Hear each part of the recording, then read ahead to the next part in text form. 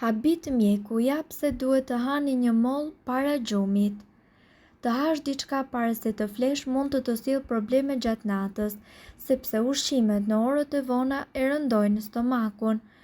Ndërsa kjo është e vërtet për shumicën e ushqimeve, molla është një zgjedhje e sigurt.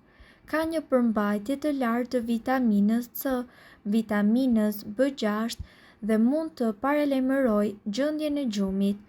Vitamina C gjithashtu ndihmon në uljen e presionit të lartë të gjakut, përmirësimin e frymëmarrjes dhe uljen e nivelit të sheqerit në gjak duke ndihmuar në gjendje relaksi.